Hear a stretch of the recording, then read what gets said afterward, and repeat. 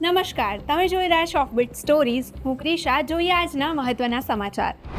ઉત્તર ભારતના ભારે વરસાદથી વિરાયો વિનાશ. ઉત્તર કાશીમાં યમુનોત્રી હાઈવે પર ઓઝરી વિસ્તારમાં પુલ ધોવાઈ જવાથી આસપાસના વિસ્તારો સાથેનો માર્ગ સંપર્ક ખોરવાઈ ગયો છે.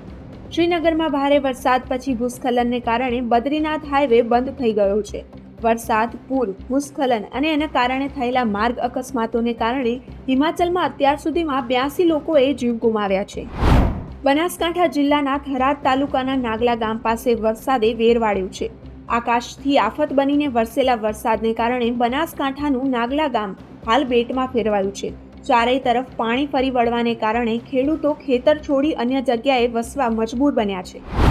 ભારે વરસાદને પગલે નવસારીની પૂર્ણા નદી હાલ ભયજનક સપાટીએ વહી રહી છે. પૂર્ણા નદીના પૂરના કારણે કાંઠા નજીકના 600થી વધુ લોકોનું સ્થળાંતર કરવાની ફરજ પડી છે. નીચાણવાળા વિસ્તારો પર હજુ પણ પૂરના પ્રકોપનો ખતરો મંડરાઈ રહ્યો છે.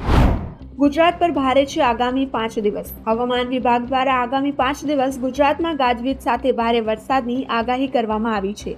હાલ એક સાથે ત્રણ વરસાદી સિસ્ટમ સક્રિય થઈ હોવાને કારણે દક્ષિણ ગુજરાત અને સૌરાષ્ટ્ર સહિતના રાજ્યભરમાં ભારે વરસાદની સંભાવના ઊભી થઈ છે.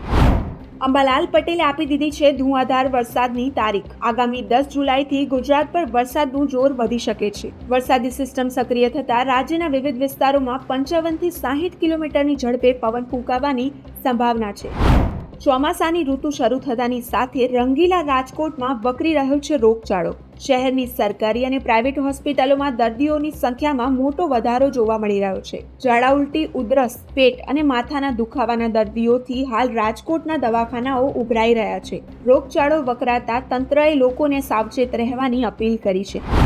મધ્યપ્રદેશના છતરપુરમાં આવેલા બાગેશ્વર ધામમાં વધુ એક દુર્ઘટના સર્જાઈ છે. બાગેશ્વર ધામમાં ધર્મશાળાની દિવાલ ધરાશાયી થતાં એક મહિલાનું મોત નીપજ્યું છે, જ્યારે આ ઘટનામાં 10થી વધારે લોકો ઘાયલ થયા છે.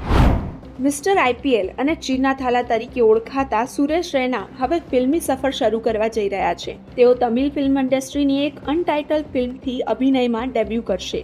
ઉત્સાહના માહોલ સાથે ચાહકોમાં એવી ચર્ચાએ પણ જોર પકડ્યું છે કે શું ફિલ્મમાં MS ધોની પણ કેમિયોમાં જોવા મળશે. આ હતા અત્યાર સુધીના મહત્વના સમાચાર. દેશ અને દુનિયાના બાકી સમાચાર માટે વિઝિટ કરો અમારી વેબસાઇટ offbeatstories.in અને ઓફબીટ સ્ટોરીઝને સોશિયલ મીડિયા પર ફોલો કરો.